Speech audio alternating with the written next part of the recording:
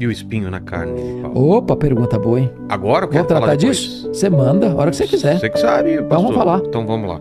Desculpa, Atos 13:13, quando ele está fazendo a primeira viagem missionária, ele para em Perge da Panfilha.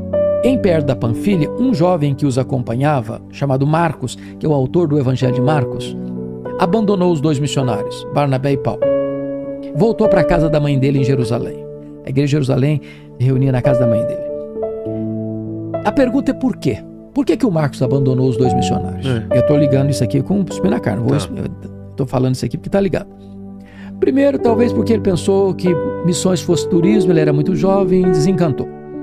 Segundo, porque quando ele saiu de Antioquia, quem era o chefe da caravana era o primo dele, Barnabé. Aí mudou no meio do caminho a liderança para Paulo e falou, não, acho que a liderança desse aqui eu não vou não. Mas a terceira possibilidade, a que eu creio, está escrita em Gálatas 4, que Paulo pregou o evangelho pela primeira vez na Galácia.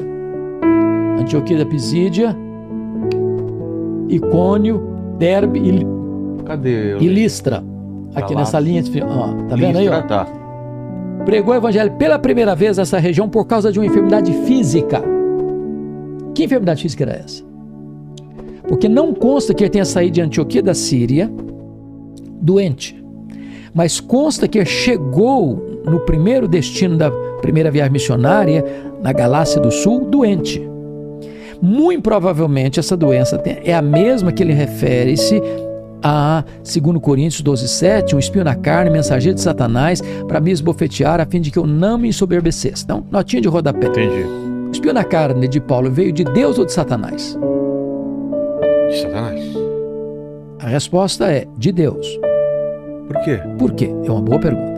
Por quê? Por que eu posso afirmar para você insofismavelmente que o espinho na carne de Paulo veio de Deus? Por causa do propósito, para que ele não se ensoberbecesse. Você tem alguma dúvida que Satanás luta o dia inteiro para fazer as pessoas um balão de soberba? Claro que ele luta para isso, então, não para evitar isso.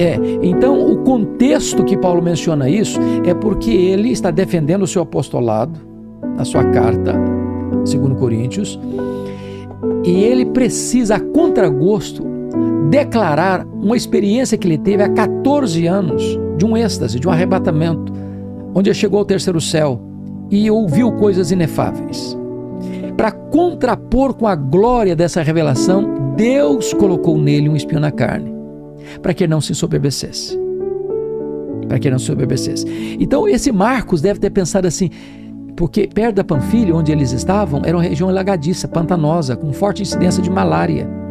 Possivelmente Paulo pegou uma malária que afetava inclusive a visão, com a dor de cabeça alucinante.